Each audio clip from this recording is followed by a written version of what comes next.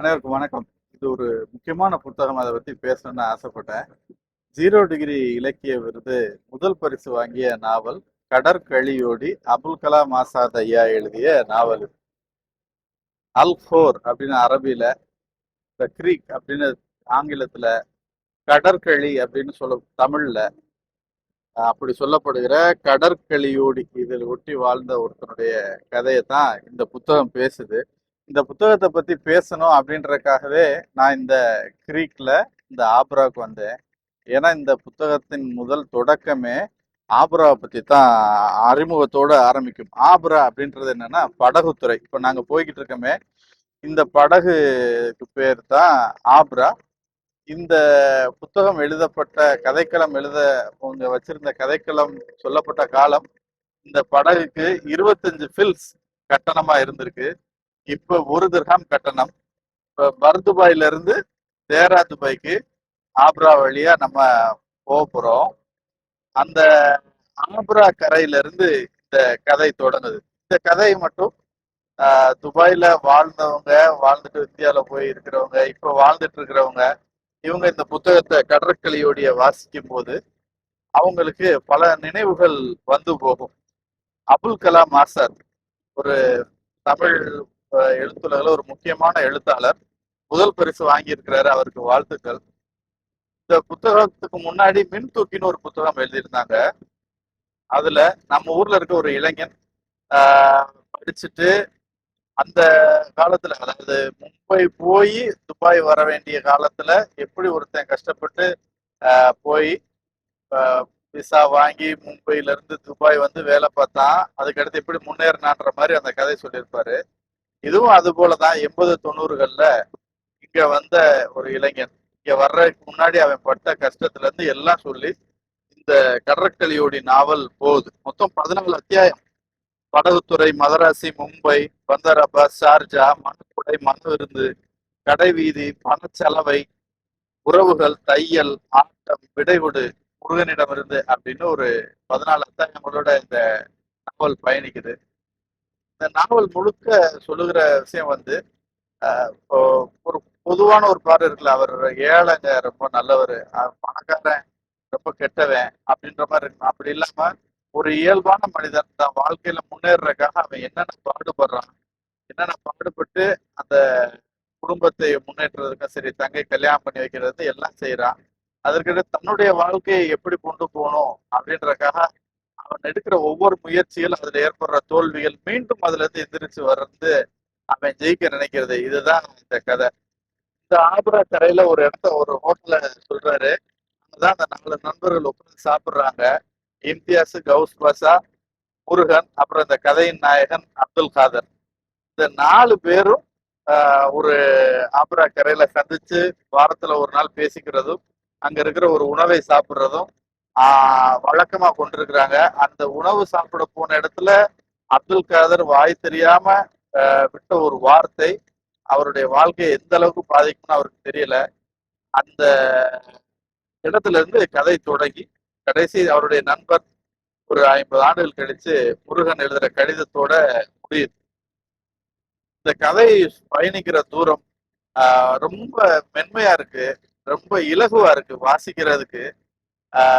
இந்த நூலை ஒரே நாள்ல நான் படிச்சு முடிச்சேன் அப்படின்னு சொல்றதுல எந்த ஒரு இதுவும் இல்லை. ஏன்னா அவ்வளவு ஈஸியா இருந்துச்சு வாசிக்கிறதுக்கு. இந்த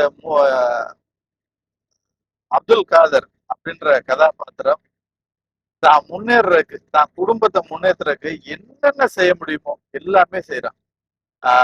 தனக்குன்னு ஒரு தனிப்பட்ட ஒரே ஒரு சின்ன ஒரு விஷயம், தன்னுடைய இன்பத்துக்காக அவர் வச்சுக்கிற அந்த விஷயம் மட்டுமே அவருக்கு வந்து ஒரு பெரிய பாதிப்பை ஏற்படுத்துது. அதனால அவர் படுற துன்பங்கள், அதன் பின்னர் கதை அவருக்கு இந்த துபாய் வந்து எத்தனை முறை அவரை வெளியேற்றுது, எத்தனை முறை திரும்ப மீண்டு வர்றாரு அப்படின்றதுல இந்த கதை அழகா பயணிக்குது. இன்னும் விரிவா பேசுவோம். இது வந்து இப்போ நம்ம தேரா துபாயில இருக்கோம். அந்த பர்துபாய் ஆப்ரால இருந்து தான் நம்ம கிளம்பி இங்க வந்தோம். அதை இந்த கதை சொன்னப்போ 25 ஃபில்ஸ் இப்போ 1 திர்ஹாம் கொடுத்து இங்க வந்து பயணிச்சு வந்திருக்கிறோம். இந்த ஏரியா இருக்கு, இதுதான் வந்து தேரா துபாய் பனியா சப்கா அப்படின்னு இந்த கதையில சொல்லப்படுற இடம் பூரா இதுதான். அந்த இடத்துல நின்று பேசணுன்றக்காண்டியே நான் இன்னைக்கு ஷார்ஜால இருந்து இங்க வந்து பதிவு பண்றேன். கதை வந்து படகுத்துறை அப்படின்னு தொடங்குறது.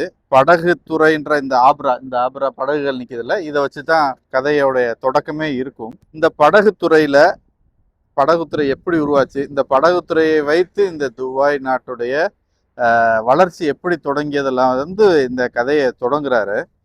அதன் பிறகு நம்ம ஆளு அப்துல் காதர் அப்படிங்கிற கதையின் நாயகன் வந்து, அப்துல் காதர்ன்றதே எனக்கு அந்த பேரை படிக்கவே ஒரு கூடுதல் மகிழ்ச்சியும் தந்தது. ஏன்னா நான் இந்த துபாய்க்கு முத வேலைக்கு வந்தப்ப என்னுடைய முதலாளி எனக்கு விசா கொடுத்த ஒரு பேர் அப்துல் காதர், ஏக்யூன்னு கூப்பிடுவோம்.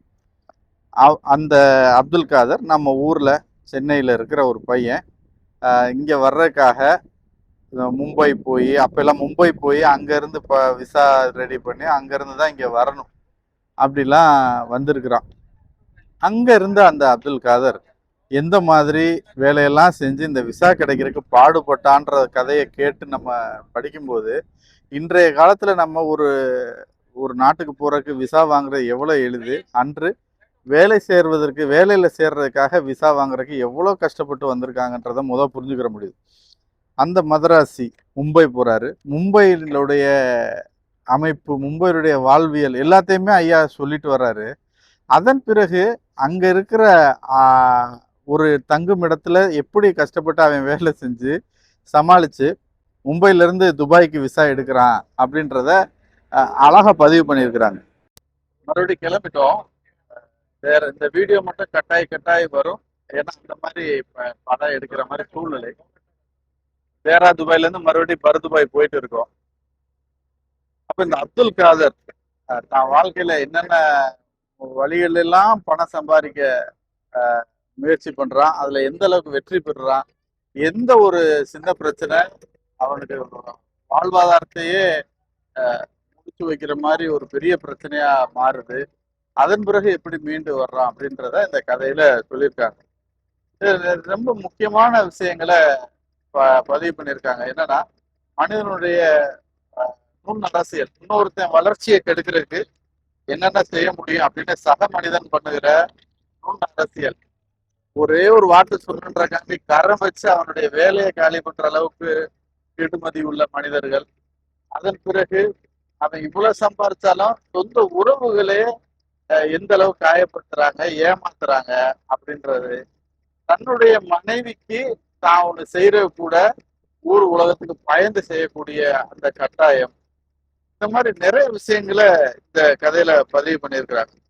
அது முக்கியம். அதோட தொடர்ந்து ஒரு மனுஷன் உழைச்சிக்கிட்டே இருக்கிறான். இத்தனை தடவை வாழ்க்கை அவனை கீழே வீழ்த்திய போதும் தொடர்ந்து உழைச்சிக்கிட்டே இருக்கான். முன்னேறதுக்கு என்னென்ன செய்யணுமோ செஞ்சுட்டே இருக்கான். கடைசி வரைக்கும் வீழவே இல்லை இந்த அப்துல் காதர் அப்படின்றதுதான் இந்த கதையில நான் ரொம்ப ரசிச்ச விஷயம்.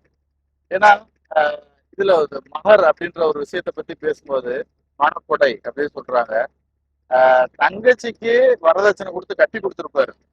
இவர் கல்யாணம் பண்ண போறப்ப அதை கொடுக்க வேண்டாம், நான் இஸ்லாமிய முறைப்படி மகர் கொடுத்துதான் கட்டுவேன்னு சொல்றப்ப அந்த உறவினர்களே இவங்க மேல ரொம்ப கூப்பிடுவாங்க.